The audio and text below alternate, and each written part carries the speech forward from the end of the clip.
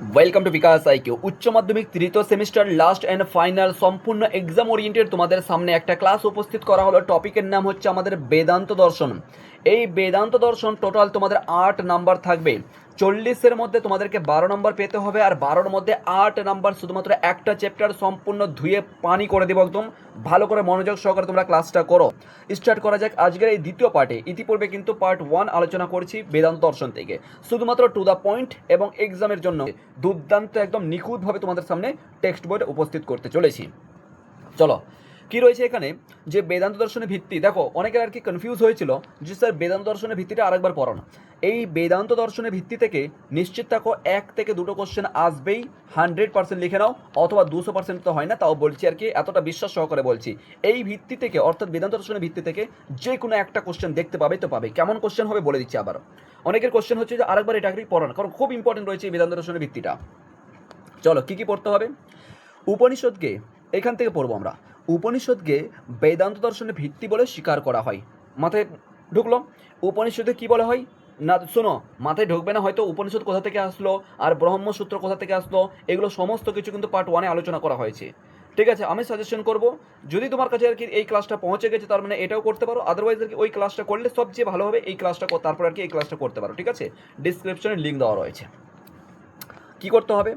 উপনিষদকে বেদান্ত দর্শনের ভিত্তি বলে স্বীকার করা হয়। ঠিক আছে, তবে উপনিষদ বেদান্ত দর্শনের একমাত্র ভিত্তি এটা বলা যাবে না। কি বলা যাবে না বলছে? কি উপনিষদ অর্থাৎ বেদান্ত দর্শন যে রয়েছে আমাদের, এই বেদান্ত দর্শনের একমাত্র ভিত্তি বলে স্বীকার করা হয় কাকে? উপনিষদকে। 1 নম্বর পয়েন্ট, ভালো করে মাথায় রাখবে, 1 নম্বর পয়েন্ট। তবে কি বলছেন? শুধুমাত্র উপনিষদকে আমরা গ্রহণ করব না, এছাড়াও আরও কি রয়েছে? ভালো করে মুখস্থ করো।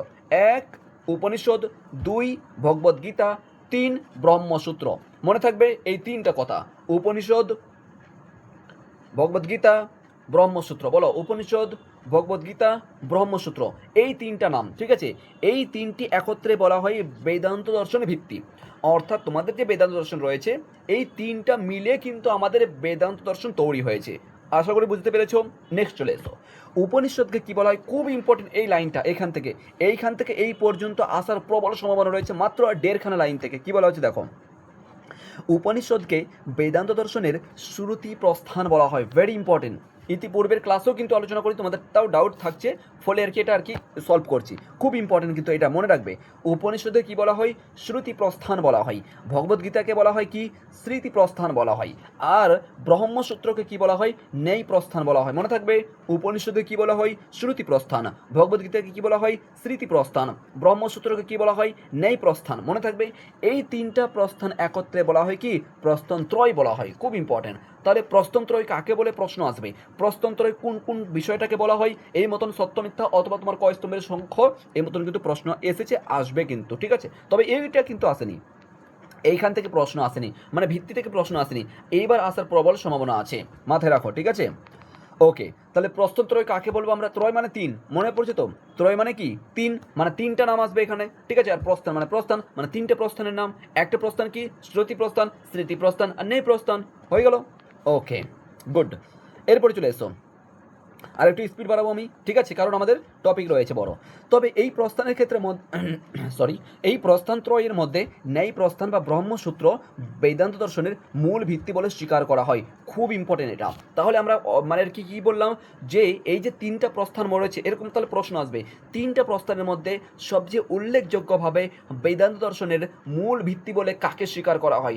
ব্রহ্মসূত্রকে কি বলা হয়? উপনিষদকে বলা হয়, না তোমার এই ভগবদ্গীতাকে বলা হয়? তাহলে কি বলবে? ব্রহ্মসূত্রকে বলো। চলো কমেন্ট সেকশনে বলো, ব্রহ্মসূত্র কে লিখেছেন, কে রচনা করেছেন? পার্ট 1-এ আলোচনা করেছি, জানা থাকলে কমেন্ট সেকশনে আনসার করো। এরপর চলে এসো, এইখান থেকে নতুন টপিক আমাদের আজকে কি বলেছে? ব্রহ্মসূত্রের উপর রচিত বিভিন্ন ভাষ্য মতবাদ। খুব ইম্পর্টেন্ট, এখান থেকে দুটো কোশ্চেন আসার সম্ভাবনা রয়েছে।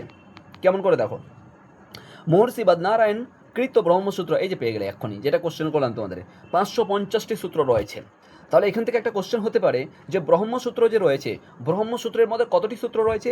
550টি সূত্র রয়েছে। ওকে, চলো, এটা তো অলরেডি তোমাদের আনসার হয়ে গেছে। বলো টোটাল বেদ কয়খান রয়েছে এবং কি কি? ডিসক্রিপশনে উত্তর দাও, সরি কমেন্টে উত্তর দাও। এরপর চলে এসো, এই সূত্রগুলির মোট 4টি অধ্যায় রয়েছে। আচ্ছা, এই মতন করে রয়েছে, এগুলো চাইলে দেখতে পারো, আদারওয়াইজ স্কিপ করতে পারো। তবে ব্রহ্মসূত্র ব্রহ্মসূত্র বা বেদান্ত সূত্রের সূত্রগুলি অতি সংক্ষিপ্ত। ঠিক আছে, কি বলা হচ্ছে, তবে কি বলা হচ্ছে যে ব্রহ্মসূত্রের, এটা আর কি শর্ট কোশ্চেন হতে পারে, যে ব্রহ্মসূত্রের মানে কি সূত্রগুলি কেমন, অতি সংক্ষিপ্ত, অতি লম্বা, ঠিক আছে, বা জোরালো, বা তোমার এই ঈশ্বরের প্রতি শ্রদ্ধা জানায়, এই মতন কিছু একটা থাকতে পারে। তো এই মতন একটা মাথা রাখবে, জাস্ট সংক্ষিপ্ত। ঠিক আছে, এরপর চলে আসছো কেমন সংক্ষিপ্ত। এই দেখো, যেমন উদাহরণ দেওয়া হয়েছে কি, প্রথম শ্লোক হচ্ছে কি, বা প্রথম সূত্রটি হচ্ছে কি, অথাতু অথাতু ব্রহ্ম জিজ্ঞাসা, অথাতু ব্রহ্ম জিজ্ঞাসা মাথায় রাখবে। তাহলে এখান থেকে প্রশ্ন দিতে পারে যে ব্রহ্মসূত্রের প্রথম শ্লোকটি কি হবে, তাহলে অথাতু ব্রহ্ম জিজ্ঞাসা, অথাতু ব্রহ্ম জিজ্ঞাসা। 2 নম্বর সূত্রটি দেখো, 2 নম্বর সূত্র, স্পেশালি দুটো সূত্রের কথা এখানে উল্লেখ করা হয়েছে এই বইয়ের কথা, টেক্সটের ক্ষেত্রে। হ্যাঁ, 2 নম্বর সূত্র হচ্ছে কি, জন্মাদ্যস্য জন্মাদ্যস্য যত্ত, জন্মাদ্যস্য যত্ত। ঠিক আছে, এই মানে অর্থাৎ এখানে দেওয়া হয়েছে, তাহলে বুঝতে পারো। ঠিক আছে, জাস্ট প্রশ্ন যদি তোমাকে এইটুকু উঠিয়ে দেবে, এগুলো সম্পূর্ণ সাংস্কৃতিক শব্দ। ঠিক আছে, সংস্কৃত ওয়ার্ড রয়েছে এগুলো। এরপর চলে এসো, ব্রহ্মই বেদান্ত দর্শনের মূল আলোচনা বিষয়। অলরেডি কিন্তু আমাদের পার্ট 1-এ আলোচনা করেছিলাম, ওই কথাই আসলো এখানে।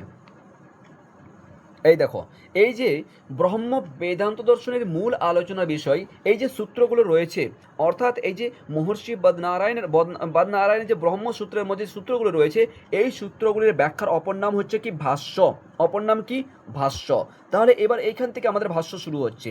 এবার কি বলছে, ব্রহ্মসূত্রের বিভিন্ন ভাষ্যকারের মধ্যে শঙ্করাচার্য, রামানুজ, ঠিক আছে, নির্মাক, মধ্ব, বল্লভ, এইগুলো ভেরি ভেরি ইম্পর্টেন্ট। এই যে দেখো, আচার্যগণ ব্রহ্মসূত্রের ভিত্তিতে কাজ করেছেন, খুব ইম্পর্টেন্ট এগুলো, এইখানে আমরা পেয়ে যাব। ঠিক আছে, এগুলো আমাদের মুখস্থ করা দরকার নেই, এইখান থেকে পেয়ে যাবো। ধরো এইটুকু দেখে নাও। এছাড়াও ব্রহ্মসূত্রের অপর পরিচিত ভাষ্যগুলি হচ্ছে, মানে এছাড়াও ব্রহ্মসূত্রের যে ভাষ্যগুলির নাম কথা উপরে বলা হলো, এছাড়াও আরও কিছু উল্লেখযোগ্য রয়েছে। এইখানে আমরা সমস্তটাই কমপ্লিট করে নেব। ঠিক আছে, এইখানে আমরা সব কিছু দেখতে পাবো। 1 মিনিট দেখো তো, উল্লেখযোগ্য মতবাদগুলি। ঠিক আছে, মতবাদ এখান থেকে আমরা এই যে মতবাদগুলো এখানেই পেয়ে যাব, অর্থাৎ কে রচনা করেছেন, কোন মতবাদে কোন প্রতিষ্ঠা, কোন মতবাদে কে সৃষ্টি করেছে, এখান থেকে আমরা ছকের মধ্যে পেয়ে যাবো। এখানে দেখুন, অন্যতম হচ্ছেন কি, শঙ্করাচার্যের রচিত শারীরিক মীমাংসা, ভেরি ইম্পর্টেন্ট, শারীরিক মীমাংসা ব্রহ্মসূত্র। বলতে পারবে ব্রহ্মসূত্রের অপর নাম কি, বলতে পারবে ব্রহ্মসূত্রের অপর নাম কি, পার্ট 1-এ আলোচনা করেছি, খুব খুব ইম্পর্টেন্ট কিন্তু। ঠিক আছে, সেকেন্ড পার্টটাও দেখো, 8 নাম্বার রয়েছে, ভীষণ বড় একটা চ্যাপ্টার রয়েছে। 8 নাম্বার জলে হাতে ধরে তোমাদের সামনে উপস্থিত করতে চলেছি। ঠিকঠাকভাবে মনোযোগ সহকারে যদি ক্লাসটা করো, নিশ্চিতরূপে তোমার 8-এর মধ্যে একটাও নাম্বার মিস হবে না। এইখান থেকে বিশ্বাস করবে না, আমাদের যে বিগত বছরে 40-এর মধ্যে 37টা কোশ্চেন। দ্বিতীয় কথা হচ্ছে কি, আমাদের হাইস্ট নাম্বার যেটা আর কি পেয়েছে স্টুডেন্ট, আমাদের পেড গ্রুপের স্টুডেন্ট, সেটা হচ্ছে 40-এর মধ্যে 36 নাম্বার পেয়েছে। বুঝতে পারছো, 4টে এমসিকিউ ভুল হয়ে গেছে। যাই হোক না কেন, তো স্টুডেন্ট তো ভুল করতেই পারে, তাই না, পরীক্ষা দিতে গেছে, যাই হোক, তো ভুল হতেই পারে। এবার কি করতে হবে, যে আমাদের পড়তে হবে কি, শঙ্করাচার্য রচিত শারীরক ভাষ্য বা ব্রহ্মসূত্র। ঠিক আছে, শারীরক ভাষ্য বা ব্রহ্মসূত্র, রামানুজ। তাহলে এখান থেকে প্রশ্ন আসবে যে শঙ্করাচার্যের রচিত কি, শঙ্করাচার্যের রচিত কি, এখান থেকে প্রশ্ন আসবে। তাহলে শঙ্করাচার্যের রচিত হচ্ছে কি, শারীরক ভাষ্য, ব্রহ্মসূত্র ভাষ্য। ভাষ্যের কথা বলা হচ্ছে এখানে, শারীরক ভাষ্যর কথা বলা হচ্ছে, ভালো করে বুঝবে, ভাষ্যের কথা বলছে। শারীরক ভাষ্য, ব্রহ্ম ভাষ্য, শঙ্করাচার্যের রচিত। রামানুজের রচিত কি, রামানুজের রচিত হচ্ছে কি, শ্রীভাষ্য। কি রয়েছে, শ্রীভাষ্য। খুব খুব ইম্পর্টেন্ট, আসবেই পরীক্ষার যে কোনো একটা আসবে। ঠিক আছে, রামানুজের রচিত কি রয়েছে, শ্রীভাষ্য। এরপর চলে এসো, মধ্যাচার্যের রচিত কি রয়েছে, কি, মধ্যভাষ্য। এটা অতটা দিবে না, এইটা দিবে আর কি, পূর্ণ ভাষ্য। ঠিক আছে, এই কোনটা দিবে, পূর্ণ ভাষ্য দিবে। এরপর চলে এসো, বল্লভাচার্যের রচিত ভাষ্যের নাম কি, অনুভাষ্য। ঠিক আছে, তারপর কি বলা হয়েছে কি, নির্মাকাচার্যের ভাষ্যের নাম কি, বেদান্ত পারিজাত সৌরভ প্রভৃতি। সবচেয়ে উল্লেখ যেটাকে বলবো তোমাদেরকে, সবচেয়ে উল্লেখ হচ্ছে কি, শঙ্করাচার্য, রামানুজ, আর হচ্ছে তোমার মধ্যাচার্য রয়েছে, আর বল্লভাচার্য। এইটা আর কি, বিশেষ করে এই 4খানা মাথায় রাখবে, খুব ইম্পর্টেন্ট। তবে ব্রহ্মসূত্র হচ্ছে কি মূল, এর মধ্যে সবচেয়ে উল্লেখযোগ্য কি রয়েছে, ব্রহ্মসূত্র কে লিখেছেন বলো, পার্ট 1-এ আলোচনা করেছি, খুব ইম্পর্টেন্ট। এরপরে চলে এসো, এই যে পঞ্চবেদান্ত সম্প্রদায়ের কথা বলা হচ্ছে, এরা কি দেখো, বিভিন্ন ভাষ্য রচিত হয়েছে, আচ্ছা ঠিক আছে।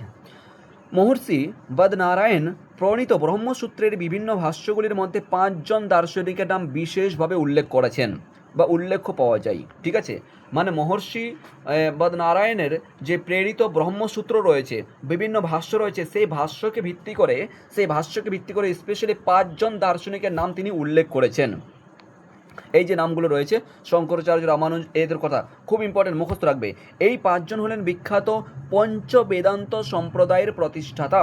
খুব খুব ইম্পর্টেন্ট। তাহলে পঞ্চ বেদান্ত সম্প্রদায়ের প্রতিষ্ঠাতাকে এই 5জন: শঙ্করাচার্য, রামানুজ, নির্মাক, বল্লভ এবং মধ্বব। খুব ইম্পর্টেন্ট, এগুলো মাথায় রাখতে হবে। কিচ্ছু করার নেই, পরীক্ষায় আসবেই কিন্তু আসবে। ওকে, এইখানে চলে আসবো আমরা কি পঞ্চ বেদান্ত সম্প্রদায় রয়েছে কি, এইখান থেকে যে কোনো একটা কোশ্চেন বা দুটো কোশ্চেন আসার প্রবল সম্ভাবনা রয়েছে। কেমন করে আসবে? 1 নম্বর, শঙ্করাচার্য প্রতিষ্ঠিত মতবাদের নাম কি? শঙ্করাচার্যের প্রতিষ্ঠিত মতবাদের নাম কি? কেবলাদ্বৈতবাদ। খুব ইম্পর্টেন্ট, কেবলাদ্বৈতবাদ পরীক্ষায় আসার প্রবল সম্ভাবনা রয়েছে। যে কোনো একটা মতবাদের নাম কিন্তু আসবেই, আর একটা রচিত ভাষ্যের নাম আসবেই, যে কোনো মুহূর্তে আসবে। ভালো করে ঠোঁটস্থ করে নাও, একদম মুখস্থ করে নাও, আসবে তো আসবেই পরীক্ষায়। কেমন আসবে তাহলে আবার বলছি, শঙ্করাচার্যের প্রতিষ্ঠিত মতবাদের নাম কি? কেবলাদ্বৈতবাদ, মুখস্থ করবে। তার রচিত ভাষ্যের নাম কি? শারীরক ভাষ্য। উপরে কিন্তু আমরা পড়লাম, তাই না? শারীরক ভাষ্য, ঠিক আছে। এরপরে কি বলেছে? জীব ও বিরম্ভ সমনে, মানে তিনার বক্তব্য কি রয়েছেন, চাইলে এগুলো দেখতে পারো, নাহলে স্কিপ করতে পারো, সমস্যা নেই। তবে এই দুটোকে যে কোনো অবস্থায় মুখস্থ করে যাবে, ঠিক আছে। মানে এইখান থেকে এই পর্যন্ত, মানে শঙ্করাচার্য কেবলাদ্বৈতবাদ শারীরক ভাষ্য হয়ে গেছে। আচার্য রামানুজ বিশিষ্টাদ্বৈতবাদ শ্রীভাষ্য হয়েছে। এরপর চলে আসো আচার্য নির্মাক হচ্ছে কি দ্বৈতবাদ বেদান্ত পারিজাত সৌরভ, ঠিক আছে। এরপর চলে এসো আচার্য বল্লভ রয়েছে কি সুশুদ্ধা দেবতা ও অনুভাষ্য রয়েছেন, ঠিক আছে। এরপর চলে এসো আচার্য মাধব রয়েছে কি দ্বৈতবাদ, আর রচিত ভাষ্য কি মাধব্য ভাষ্য। খুব ইম্পর্টেন্ট এগুলো, যে কোনো অবস্থায় ভালো করে ঠোঁটস্থ করবে, বেশি না, মনোযোগ সহকারে 4 থেকে 5 বার পড়লে কিন্তু মুখস্থ হয়ে যাবে। এইখান থেকে প্রশ্ন আসার প্রবল সম্ভাবনা রয়েছে, ঠিক আছে। তাহলে এই পর্যন্ত আমরা, অর্থাৎ পার্ট 2 এর মধ্যে ব্রহ্মসূত্রের উপর রচিত বিভিন্ন ভাষ্য ও মতবাদগুলি যে রয়েছে, এই মতবাদগুলি কী কী রয়েছে, সম্পর্কে 5জন যে পঞ্চ বেদান্ত দর্শনের যে সম্প্রদায় রয়েছে সেগুলো কিন্তু আমরা লক্ষ্য করলাম। এরপরে আমরা যেটা লক্ষ্য করতে চলবো, এরপরে যেটা হচ্ছে কি অদ্বৈত বেদান্ত মুখ্য প্রবক্তা স্বরূপ হিসেবে শঙ্করাচার্যের যে চিন্তাভাবনা, সেই শঙ্করাচার্যের উপর কিন্তু আমরা আলোচনা করতে চলেছি। তারপর আমরা অদ্বৈতবাদের উৎস কোথা থেকে এসেছে, এগুলো কিন্তু আমরা পরবর্তী ক্লাসে আলোচনা করব, ঠিক আছে। তার মানে বুঝতে পারছো, বেদান্ত দর্শন হচ্ছে একটা বিশাল বড় সাবজেক্ট, সেখানে একটু সময় দিতে হবে, ফলে তারপরে কিন্তু আমরা পুরো টেক্সটটাকে কভার করতে পারবো, ঠিক আছে। সো তাহলে অল দ্য বেস্ট, এই পর্যন্ত আমরা কমপ্লিট করছি। পরবর্তী পার্টে অর্থাৎ পার্ট 3-তে কিন্তু দেখা হচ্ছে। All the best, thank you so much.